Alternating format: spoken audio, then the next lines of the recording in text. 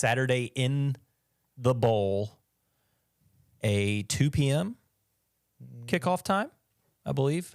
It's homecoming on ESPN Plus again.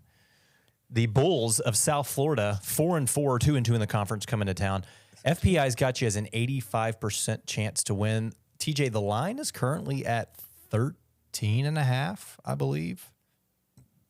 I think it opened at 12.5. So people, it's moved a little bit. Early money's coming in on the Tigs. People are believing in us after that second half meltdown. I don't know. Yeah, I thought that was kind of weird. I'm assuming that we're going to hear about USF having someone out that maybe we don't know about. Like maybe their quarterback's out. That'd be kind of nice. Are you speculating? Or I'm speculating. Okay. I don't know why else the line would move so early on. Yeah, I'm not sure. Unless they just believe in the Tigs at home, I Googled what time it was because it's not on my calendar. It's at 2, I've confirmed. Is it?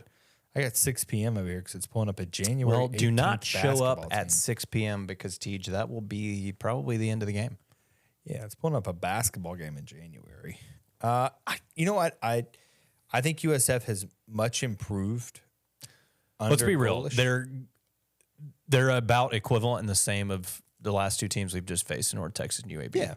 They've got a very capable offense under Alex Golish. He's an offensive mind from UCF, Tennessee. And their defense is not very good. I mean, they held Alabama to 17, but that was in an absolute monsoon and when they were having QB troubles.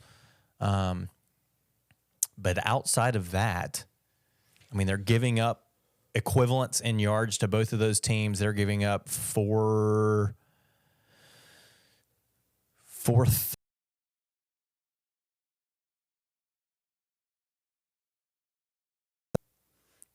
I think 34.3 points. The one thing I worry about with them is how fast they play, and they do a lot of RPO, read option type of thing. So they're going to try to make you beat yourself, which is, generally what I worry about.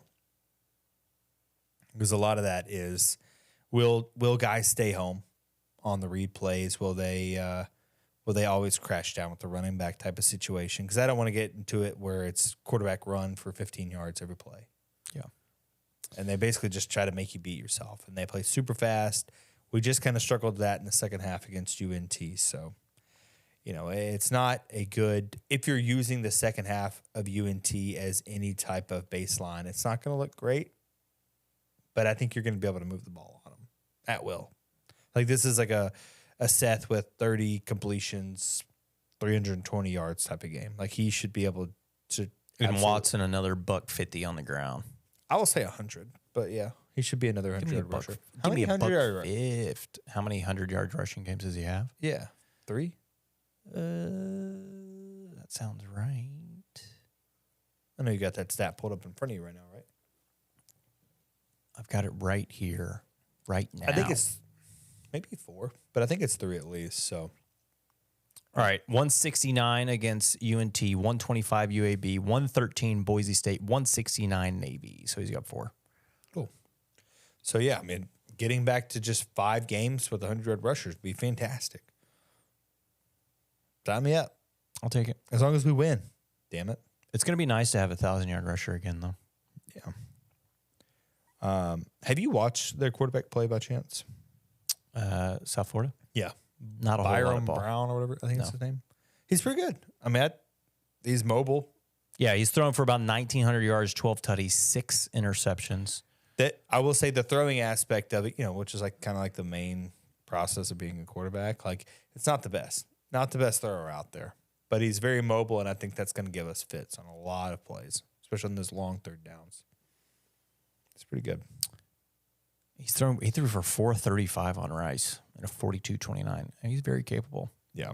The defense is dog water, though. So is this dude about to run all over us? He had 136 rushing yards against UAB.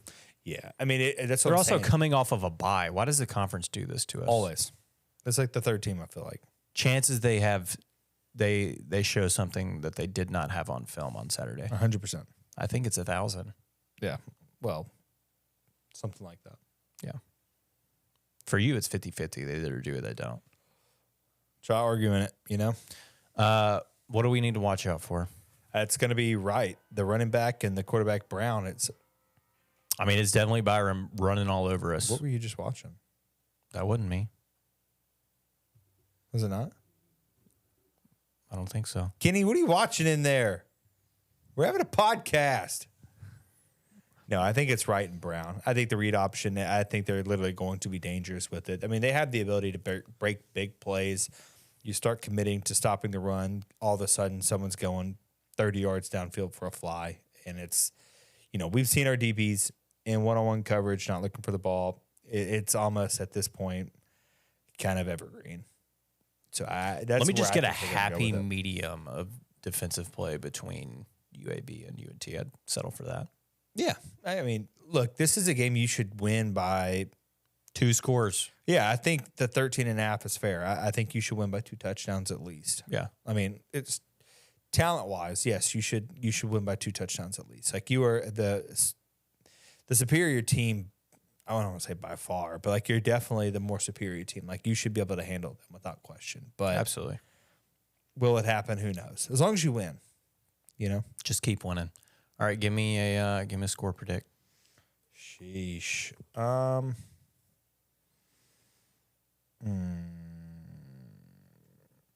What was the final on this last one? 43, 42, 45, 42 of our game. Yeah. We've scored 45 points 2 straight weeks. Do we make it 3 in a row?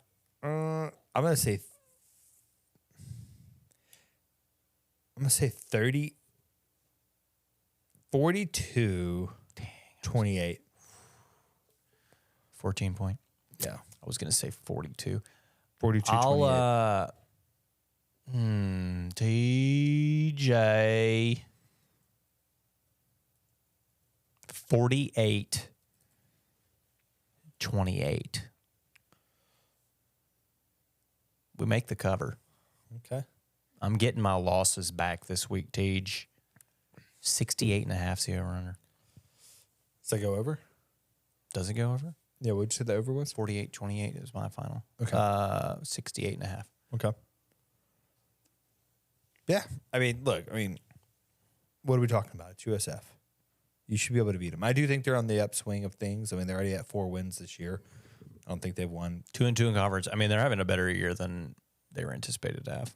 Yeah, I don't think they've won 4 games since 2020. No, they've combined. They have as many wins this year as they've had the last 3 years combined. That's ridiculous.